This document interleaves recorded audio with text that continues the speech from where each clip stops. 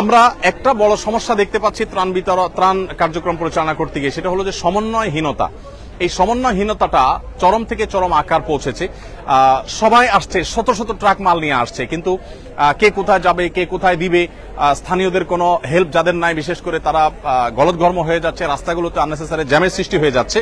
তো এই জায়গাটাতে কাজ করা উচিত। আমরা সুন্নাহ ফাউন্ডেশন থেকে ভাবছি যে আমরা এই সমন্বয়ের কাজটা করব ইনশাআল্লাহ। একটা সময় হয়তোবা সমন্বয় এর জন্য আমরা একটা ডেডিকেটেড টিম তৈরি করব, যারা আসলে সারা দেশ থেকে ত্রাণ নিয়ে আসা ভাইদেরকে হেল্প করবে এবং বিতরণ কাজে আমরা ইনশাআল্লাহ ভূমিকা রাখবো। আপনারা দেখতে পাচ্ছেন এখানে আজও ত্রাণ কার্যক্রম চলছে। এখানে অর্ধেক মালামাল লোড হয়ে গেছে, বাকি যে মালামালগুলো আছে সেগুলো লোড হচ্ছে। প্রতিদিন আমরা এখানে 8 থেকে 10টা ট্রাক, কোনো ক্ষেত্রে কাভার্ড ভ্যান বোঝাই করে আমরা স্পটে পাঠিয়ে দিচ্ছি। আজকে আমরা দেখতে পাচ্ছি যে ট্রাক এখানে লোড হচ্ছে আগামীকালকে বিতরণের জন্য। আজকে রাতে ইনশাআল্লাহ আমাদের এখান থেকে চলে যাবে হলো 12টি ট্রাক এবং কাভার্ড ভ্যান আজকে প্রস্তুত হয়েছে। অর্থাৎ এখানে যে মাল দেখতে পাচ্ছেন এই মালগুলো হলো আগামীকালকে বিতরণ হবে। প্রতিদিন এখান থেকে 8টা, 9টা, 10টা, 12টা করে ট্রাক। গতকালকে সম্ভবত 9টা গিয়েছে, তার আগের দিন 8টা গিয়েছে, আজকে 12টি যাচ্ছে এবং ইনশাআল্লাহ আগামী কালকে পরশু এভাবে যেতে থাকবে।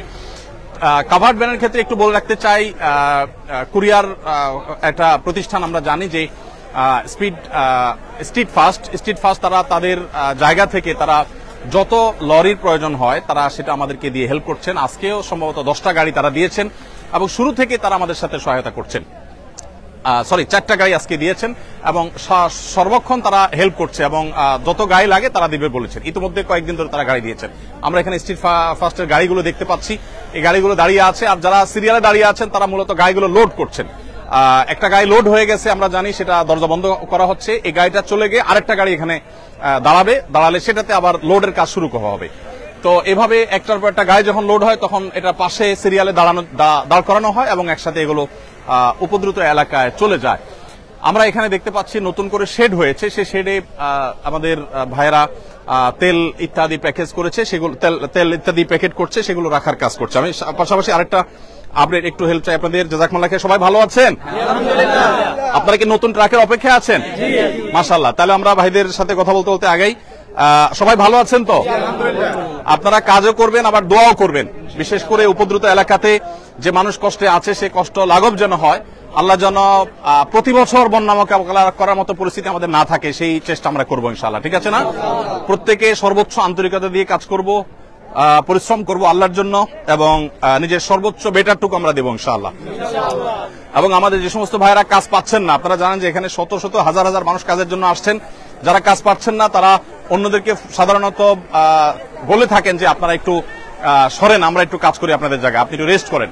তো এরকম একটা কম্পিটিশন এখানে চলছে আলহামদুলিল্লাহ। বাংলাদেশের মানুষ একে অন্যের জন্য যে জীবন দিতে প্রস্তুত, বিশেষ করে জাতীয় দুর্যোগে যে সবাই ঝাঁপিয়ে পড়তে প্রস্তুত, সে বিষয়টি আমরা আবারও খুব ভালোভাবে প্রত্যক্ষ করলাম।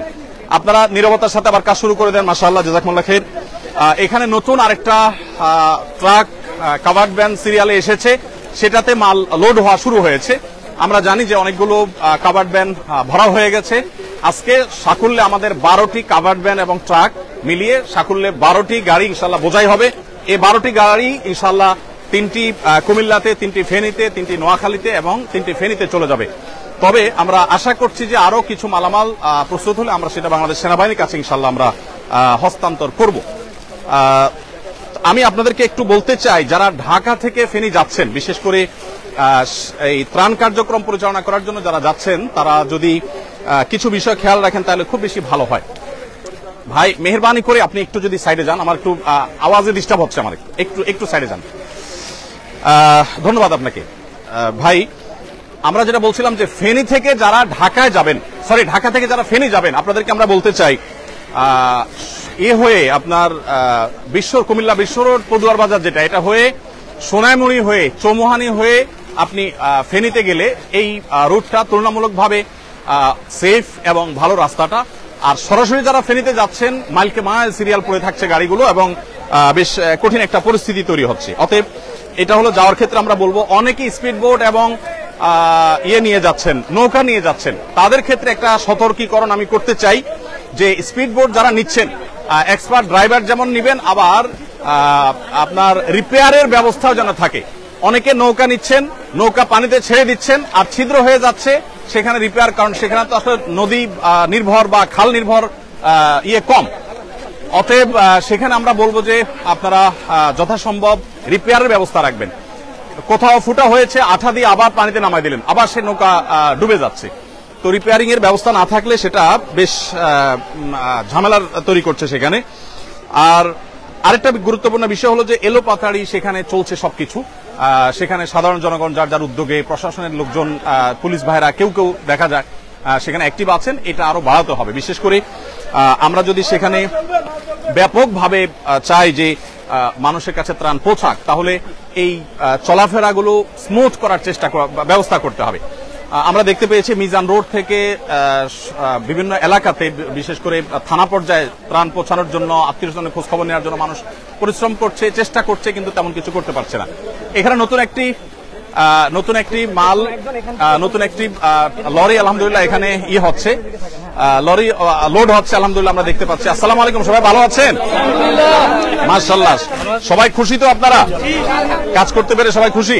মাশাআল্লাহ, ফাইন, মাশাআল্লাহ, জাযাকুমুল্লাহ খায়ের। ভাই, আমরা আওয়াজ না করে কাজ করি। এখানে নতুন লরি বোঝাই হচ্ছে এবং যেটি বলছিলাম যে আজকে 12টি লরি এখানে বোঝাই হবে এবং একটা পর একটা বাই সিরিয়ালে চলে যাবে ইনশাআল্লাহ। আপনারা একটু যদি সাইড হন ভালো হয়। ইনশাআল্লাহ বাই সিরিয়ালে এই লরিগুলো চলে যাবে ইনশাআল্লাহ। সাইফুল্লাহ ভাই শুরু থেকে ভলান্টিয়ার সার্ভিস দিচ্ছেন, জ্বর আসছে আজকে, তারপরে বেচারা চলে আসছেন এত কিছু উপেক্ষা করে। আল্লাহ তাআলা তাকে উত্তম বিনিময় দান করুন, জাযাকুমুল্লাহ খায়ের। আমি যেটা বলছিলাম যে সেখানে যারা যাচ্ছেন, একটু ভাই জায়গা দেই, সেখানে যারা যাচ্ছেন আমি তাদের উদ্দেশ্যে বলতে চাই যে আপনারা মেহেরবানি করে যথেষ্ট প্রস্তুতি নিয়ে যাবেন। মোবাইল নেটওয়ার্কের সমস্যাটা হয়তো কেটে যাবে, কিন্তু স্পিড বোট এবং নৌকা যারা নিচ্ছেন তারা রিপেয়ারের ব্যাপারটা একটু দেখবেন। ভাই একটু স্টার্ট বন্ধ করেন বা সাইড হন একটু। আর আরেকটা গুরুত্বপূর্ণ বিষয় আমি বলতে চাচ্ছি, সেটা হলো যে আমাদের আসুন্নাহ ফাউন্ডেশন থেকে আমরা যে ত্রাণ কার্যক্রম পরিচালনা করছি, আমাদের জেলা পর্যায়ের যে এখানে কিছু পানি রাখা আছে যেগুলো আমাদের ভলান্টিয়ারদের জন্য লাগছে, আবার কিছু কিছু ত্রাণের জন্য যাচ্ছে। আর ভলান্টিয়ারদের নাস্তা এবং দুপুরের খাবারের ব্যবস্থা আমরা রেখেছি আলহামদুলিল্লাহ। তো আমি যেটা বলতে চাচ্ছিলাম যে জেলা ভিত্তিক আমাদের যে পয়েন্টগুলো আছে, ফেনীর কার্যক্রমটা আমরা দাগনভূঞা থেকে পরিচালনা করছি এবং নোয়াখালীর যে কার্যক্রম সেটা আমরা পরিচালনা করছি হলো নোয়াখালীর একটা মাদ্রাসা থেকে, সেটা দাগনভূঞার খুব কাছাকাছি। আবার আরেকটা জায়গা নোয়াখালীর নতুন করে আমাদের তৈরি হচ্ছে, সেখান থেকে কার্যক্রম পরিচালনা করা হবে ইনশাআল্লাহ। আমরা আল্লাহ যদি তৌফিক দান করেন নোয়াখালী এবং ফেনীর প্রত্যেকটা এলাকাকে কভার করব। লক্ষ্মীপুরের আমাদের যে পয়েন্ট সেটি হলো টুমচর থেকে আমরা আমাদের কার্যক্রম পরিচালনা করছি এবং টুমচর মাদ্রাসা থেকে লক্ষ্মীপুরের চতুর্দিকে আমরা যতদূর সুযোগ পাচ্ছি ততদূর আমরা কাজ করছি। আর কুমিল্লাতে ঢাকা কুমিল্লা মহাসড়কের উপর একটা বড় মাদ্রাসাকে আমরা ক্যাম্প করেছি, সেটাকে মূল পয়েন্ট করে সেখান থেকে আমরা আমাদের সমস্ত মালামালগুলো রেখে ছোট ছোট গাড়িতে করে ট্রলারে করে সেগুলো বিভিন্ন এলাকায় পাঠিয়ে দিচ্ছি। তবে এই মুহূর্তে সবচেয়ে বেশি আমরা প্রায়োরিটি দিচ্ছি সেনাবাহিনীর কাছে মালামাল হস্তান্তর করা, কারণ দুর্গম এলাকাতে তারাই শুধুমাত্র পৌঁছতে পারছেন। আমি একটা কথা বিশেষভাবে বলতে চাই, সাধারণ মানুষ যারা এখনো বিভিন্ন জায়গায় আটকে আছেন তাদেরকে উদ্ধারের কাজটা আরো জোরদার হওয়া উচিত। আমাদের সেনাবাহিনী এবং নৌবাহিনী, বিমান বাহিনী সহ বিভিন্ন বাহিনীর সদস্যরা, ব্যক্তিবর্গ তারা তাদের জায়গা থেকে কাজ করছেন, কিন্তু আমার কাছে মনে হয়েছে যে রিমোট এরিয়াগুলোতে অনেক মানুষ 2 দিন 3 দিন না খেয়ে আছে, বিশুদ্ধ পানি নেই, হাহাকার চলছে। মানুষ আমাদের কাছে হাতে পায়ে ধরছে যে মাল পাঠান, আমাদের কাছে মাল রেডি, শুধু আমাদের কাছে নয়, শত শত ট্রাক সিরিয়ালে আছে, কিন্তু এই মালগুলো যে পৌঁছানো হবে তার জন্য আসলে তেমন কোনো ব্যবস্থাপনা নেই। তো বাংলাদেশ সেনাবাহিনীর সদস্যবৃন্দ তারা উদ্ধার কাজও করছেন। আবার এদিকে আমরা জানি নতুন নতুন জেলা উপদ্রুত হচ্ছে, সেই জেলাগুলোতে তারা কাজ করছেন, যার কারণে আসলে এত বেশি জেলা এফেক্টেড হয়ে গেছে, 11টি জেলা এফেক্টেড হয়ে গেছে, চাপটা অনেক বেশি পড়ে গেছে। তারপর আল্লাহ তাআলা আমাদেরকে সাহায্য করুক। আমি আমার একটু তিক্ত অভিজ্ঞতা আপনাদের সাথে শেয়ার করতে চাই। সেটা হলো যে আমরা দেখেছি যে যারা সেখানে ত্রাণ দিতে যাচ্ছেন তারা অনেকেই উদ্ধার কাজে নেমে যেতে হচ্ছে, কারণ এমন এমন বৃদ্ধ মানুষ আছে যে বৃদ্ধ মানুষগুলোকে দেখে আপনি আসলে ঠিক থাকতে পারবেন না। আমি গতকালকে আমার বোটে করে আমরা যখন পরশুরাম এবং ছাগলনাইয়ার দিকে যাওয়ার চেষ্টা করছিলাম, সেই বোটে আমরা বোট থেকে লক্ষ্য করলাম যে 2 জন তরুণী, তাদের একজন সাথে একজন পুরুষ আছেন, তারা গলা পরিমাণ পানি দিয়ে হেঁটে হেঁটে আসছেন। তাদের অবস্থা দেখে বোঝা যাচ্ছে তারা ক্লান্ত এবং তারা ফেনী শহর পর্যন্ত যেতে এখনো তাদেরকে আরো হয়তো ঘন্টাখানেক হাঁটা লাগবে পানিতে। আমি আমার বোট থেকে কিছু লোককে নামিয়ে তাদেরকে তুলে নিলাম এবং জিজ্ঞেস করলাম যে আপনাদের কি অবস্থা আমাদেরকে একটু বলেন। তখন তারা বললেন যে তাদের মা গত 4 দিন 5 দিন যাবৎ পর্যন্ত তাদের মায়ের সাথে কোনো যোগাযোগ করতে পারছেন না, তিনি আদৌ বেঁচে আছেন না মারা গেছেন তারা জানেন না। তারা বলেছেন যে আমরা ঢাকা চিটাগাঙে ভাই বোন থাকেন, তারা এসে মহিপাল একটা হোটেলে উঠেছেন এবং প্রতিদিন গত 4-5 দিন যাবৎ প্রতিদিন সকালে তারা এই পানি ভেঙে মাইলকে মাল তারা যেতে থাকেন। কিছু দূর যাওয়ার পর আর আর আর ইয়েতে আপনার আমাদের সরি কি বলে এটাকে, তাদের 4-5 দিন যাবত তারা প্রতিদিন সকালবেলা ফজরের পর থেকে নিয়ে তারা হাঁটা শুরু করেন। অনেক দূর পর্যন্ত যান, 3 কিলোমিটার 4 কিলোমিটার 5 কিলোমিটার পর্যন্ত তারা যান, কিন্তু সেখানে গিয়ে আসলে কোনো কুলকানা করতে পারে না। কিছু দূর যাওয়ার পরে দেখা যায় পানি কম, স্কুল চলছে না, আবার কিছু দূর যাওয়ার পর অনেক গভীর, হেঁটে যাওয়া যাবে না। মানে পুরো পরিস্থিতিটা এমন যে রিমোট এরিয়াতে আসলে কোনোভাবে মানুষ যে সেখানে ঢুকবে, সেখানে গিয়ে উদ্ধার কাজ করবে বা ত্রাণ তৎপরতা চালাবে, এই কাজগুলো করতে পারছে না। এগুলো তো বটেই, এমনকি যেটা বললাম আত্মীয় স্বজনকে না পেয়ে মানুষ কিন্তু দিশেহারা, মানুষ কিন্তু নানাভাবে প্রত্যেকটা মানুষ কষ্টে আছে, মনোবেদনায় আছে। আমি যে দুটি বোনের কথা বললাম, তারা 5 দিন যাবত সকাল থেকে সন্ধ্যা পর্যন্ত তারা শুধু হেঁটে যান আর আসেন, কিন্তু পরশুরাম থানায় তাদের বাড়ি, সেখান পর্যন্ত তারা পৌঁছতে পারে না। একটু ভাই একটু একটু একটু আসসালামু আলাইকুম। জি জাকুল্লাহ খাইর। ওয়ালাইকুম আসসালাম ওয়া রাহমাতুল্লাহ। তো এই হলো পরিস্থিতি যে সাধারণ মানুষের কষ্ট এটা এতটা চরমে পৌঁছেছে যে না নিজের চোখে না দেখলে সেটা আসলে বলে বোঝানো কঠিন। আমি অনেক মানুষের সাক্ষাৎকার নেওয়ার চেষ্টা করেছি। এক ভাইকে পেয়েছি, ইয়াং ম্যান, তিনি কুমিল্লায় চাকরি করেন কোথাও, সেখান থেকে তিনি এসেছেন। কুমিল্লা থেকে যে আসলেন তিনি তার মায়ের বাবার খোঁজ খবর নিচ্ছেন, কোনো খোঁজ খবর নাই এবং আদৌ তারা বেঁচে আছেন কিনা, কোথায় আছেন জানেন না, ঘর বাড়ি আছে কিনা জানেন না, ঘর বাড়িতে যাওয়ারও কোনো ব্যবস্থাপনা নেই। তো এই জিনিসটা বড় কঠিন, বিশেষ করে মোবাইল নেটওয়ার্ক এইভাবে আপনার ভেঙে পড়েছে এবং এটা আপনার অকার্যকর হয়ে গেছে অনেকটা, যে বেশিরভাগ ক্ষেত্রে মোবাইলে যোগাযোগ করা যাচ্ছে না। এমনকি আমাদের যারা টিম মেম্বাররা আছে কাজ করছেন তাদেরকেও আমরা যোগাযোগ করতে পারছি না, যার কারণে ত্রাণ কাজ কিন্তু ব্যাপকভাবে ব্যাহত হচ্ছে। এখানে আমরা দেখতে পাচ্ছি যে প্রস্তুত হওয়া যে প্যাকেটগুলো, বেশ বড় সড়ো প্যাকেট, এখানে 10 কেজি করে চাল, 2 কেজি করে ডাল, তারপরে তেল, লবণ, চিনি সবকিছু এখানে আছে। এগুলো এখানে আমরা দেখতে পাচ্ছি 2টা ট্রাকে লোড হচ্ছে। আবারও আমি স্ট্রিট ফাস্টকে ধন্যবাদ জানাতে চাই, তারা আমাদেরকে কাভার্ড ভ্যান দিয়ে হেল্প করেছেন। এখানে তেল আমরা দেখতে পাচ্ছি এক প্রান্ত থেকে অপর প্রান্ত পর্যন্ত সবগুলো তেলের কার্টুন, আর এখানেও বেশ কিছু তেল এবং লবণ এখানে আছে আমরা দেখতে পাচ্ছি। দুই পাশে বোঝাই করা তেল এবং লবণের সারি, আর এই পাশে তেলের যে সারিগুলো আছে আমরা দেখতে পাচ্ছি, এই পাশ থেকে নিয়ে একেবারে শেষ মাথা পর্যন্ত এগুলো সবগুলোই হলো তেলের কার্টুন। 2 লিটার করে আমরা তেল দিচ্ছি প্রত্যেকটা প্যাকেজের মধ্যে। আর এখানে আমরা দেখতে পাচ্ছি খেজুরের প্যাকেজ হয়েছে। আমরা জানি 4-5টা খেজুর একটু পানি খেলে একবেলা খাবারের কাজ অনেক ক্ষেত্রে হয়ে যায়, এই জন্য প্রত্যেক ফ্যামিলিকে একটা করে প্যাকেট আমরা খেজুর দিচ্ছি। মোটামুটি একেবারে নর্মাল খেজুর দিলে খেতে পারবে না, এর জন্য মিডিয়াম পর্যায়ের খেজুর আমরা চেষ্টা করছি দেওয়ার। এখানে খেজুরের স্তূপ চলছে। আমাদের এখানে যারা কেউ যদি আহত হন বা শারীরিক অসুস্থতা ফিল করেন তাহলে তাদের জন্য প্রাথমিক ট্রিটমেন্ট দেওয়ার ব্যবস্থা এখানে আছে, আমরা দেখতে পাচ্ছি। আমাদের ভাইরা কাজ করছে। আসসালামু আলাইকুম, ভালো আছেন? ভালো আছেন? হ্যাঁ ভাই, আপনি অসুস্থ অনুভব করছেন? একবার চালের বস্তা নেওয়ার পরে একটু মানে মাথাটা ঘুরাতে পারছি না খুব একটা। ইন্নালিল্লাহ, ব্যথা অনুভব করছেন? হ্যাঁ একটু না, তারপরে মানে প্রথমে ইয়াতেই সমস্যা হয়েছিল, তারপরে আমি দীর্ঘক্ষণ চালের বস্তা নিয়েছি। এখন স্প্রে করার পর কি একটু ভালো অনুভব করছেন? ব্যথা হয়েছে ভাইয়ের, সেজন্য স্প্রে করে তাকে সাময়িক এবং তৎক্ষণাৎ যে তার ব্যথাটা সেটা রিমুভ করার চেষ্টা করা হয়েছে আলহামদুলিল্লাহ। কি নাম আপনার ভাই? আমার নাম মোহাম্মদ মুকুল মাহমুদ। মুকুল মাহমুদ ভাই, মাশাআল্লাহ। এরকম আরো অনেক ভাইরা আছেন যারা আসলে কোনো কারণে অসুস্থ হয়ে পড়লে সাথে সাথে এই যে আরেক ভাইকে আমরা দেখতে পাচ্ছি। আসসালামু আলাইকুম, কি নাম আপনার? কাচলক, সমস্যা নাই। মোহাম্মদ মেহেদী হাসান। আপনার কি হয়েছে? কি ট্রাক থেকে ডাল উপর থেকে টানার সময় হাতে ফুলে গেছে। ইন্নালিল্লাহ। আপনি কোথায় কি করেন?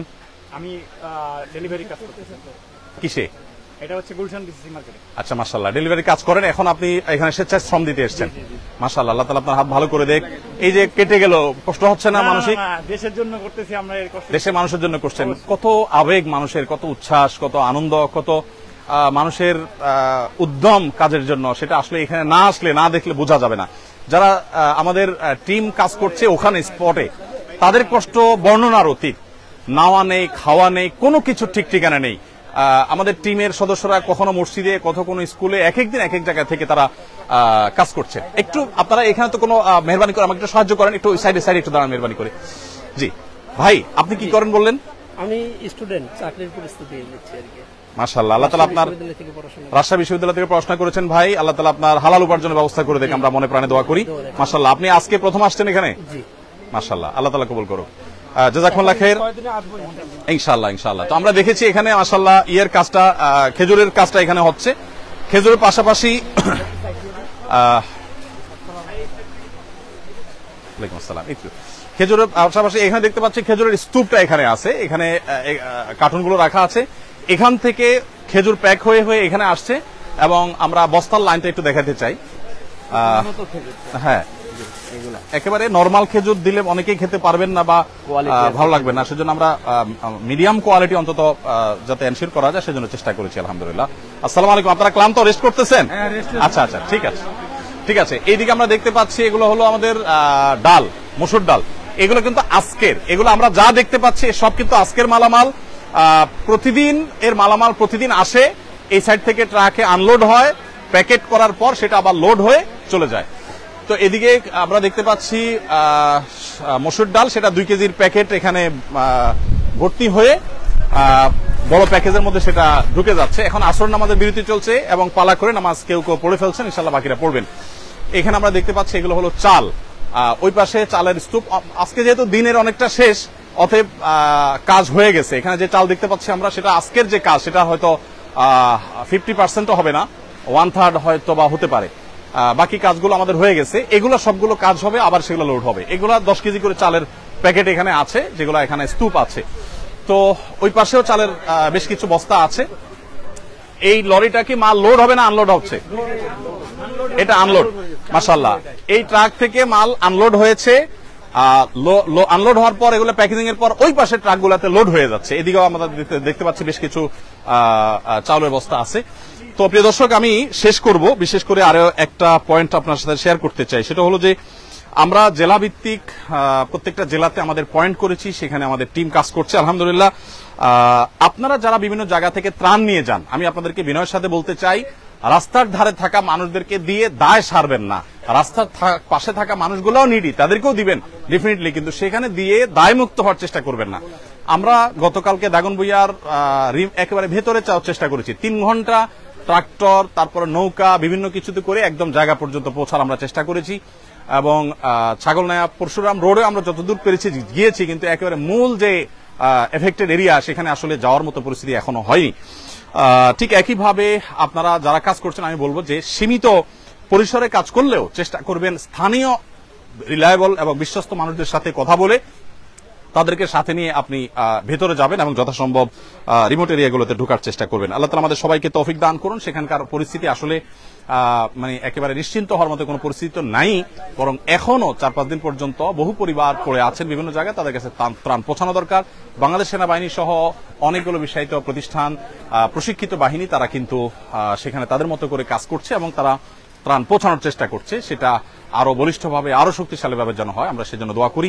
আল্লাহ তাআলা সবাইকে তৌফিক দান করুন। এখানে ভলান্টিয়ার ভাইরা যেহেতু নামাজের বিরতি সবাই দাঁড়িয়ে আছে, মাশাআল্লাহ সবাই কাজ করছেন। আল্লাহ তাআলা আপনাদের সবাইকে উত্তম বিনিময় দান করুন। সবাই ভালো আছেন তো? এদিকে, আপনি এদিকে আসেন। কি নাম আপনার? আমার নাম মোহাম্মদ আনিসুর রহমান। আপনি কি করেন? আমি এভাবে বিজনেস করি। একটু এদিকে দাঁড়ান, এদিকে দাঁড়ান। বিজনেস করি। আচ্ছা, কিসের বিজনেস? আমার প্যাকেজিং বিজনেস আছে। আচ্ছা, আপনি কি ভলান্টিয়ার সার্ভিস দিতে আসছেন না ডোনেশন দিতে আসছেন? আমি ভলান্টিয়ার সাপোর্ট দিতে আসছি। মাশাআল্লাহ। আপনি কখন আসছেন আজকে? আমি আজকে আসছি জোহরের নামাজের আগে। আচ্ছা আচ্ছা, মাশাআল্লাহ। এই পর্যন্ত কাজ করেছেন? জি, বস্তা টেনেছেন আপনি? জি জি। কতগুলো বস্তা টেনেছেন আনুমানিক? আর চালের বস্তা প্রায় 300-র উপরে। কি বলেন, আপনি 300-র উপরে বস্তা টেনেছেন? আমরা সবাই সম্মিলিত। আচ্ছা, আপনাদের টিম আর কি, বুঝতে পেরেছি, গ্রুপ ওয়ার্ক। হ্যাঁ, সেটা বলেন। তো বস্তা তো টানতে নিশ্চয় অভ্যস্ত না? কষ্ট হয় নাই? হয়েছে, সবকিছু আল্লাহর জন্য। আল্লাহ তাআলা উত্তম বিনিময় দান করুন ইনশাআল্লাহ। ভাই, যেহেতু গ্রুপ করে নামাজ হচ্ছে, আমরা ইনশাআল্লাহ দ্বিতীয় গ্রুপ নামাজ পড়ে ফেলবো এখন, আর দেরি করবো না। কি নাম তোমার? আরিয়ান। হ্যাঁ, আদিলান আরিয়ান। মাশাআল্লাহ। কোথা থেকে আসছো? বনশ্রী। বনশ্রী থেকে। ওর আব্বুকে আপনি? আমি ওর বড় ভাই হুজুর। আচ্ছা, আমি ওকে আজকে দুইটা অপশন দিয়েছিলাম যে তুমি আসন্না ফাউন্ডেশনে যাবে না একটা পার্কে যাবে। ওর মাদ্রাসা আজকে বন্ধ হয়েছে। ও ও মাশাআল্লাহ, বলেছে যে আমি আসন্না ফাউন্ডেশনে যাবো। মাশাআল্লাহ, মাশাআল্লাহ। আমাদের বাচ্চারা অনেকে, আমাদের মাদ্রাসার বাচ্চারা, অন্য বাচ্চারা পানি খাওয়ানোর কাজটা করছে এবং অন্যান্য কাজ তাদের মতো করে তারা করছে। আমরা শেষ করবো, যেহেতু আমাদের এক গ্রুপের নামাজ শেষ, এখন দ্বিতীয় জামাত শুরু হবে। আল্লাহ তাআলা আমাদের সবাইকে উত্তম বিনিময় দান করুন। জাযাকুমুল্লাহ খাইর। এবং দুর্গত মানুষদের আল্লাহ তাআলা দুর্গতি দূর করুন, তাদের কষ্ট দূর করুন, লাঘব করুন, আমরা সে দোয়া করি। এবং প্রত্যেকে যার যার জায়গা থেকে চেষ্টাও চালাবো, দোয়াও করব। এবং যারা এলাকাতে আছেন তারা উদ্ধার কাজে সাধ্য অনুযায়ী, একদম দুর্গম জায়গা যদি না পারেন, যতটুকু পারেন মানুষ উদ্ধার কাজে একটু সহায়তা করেন।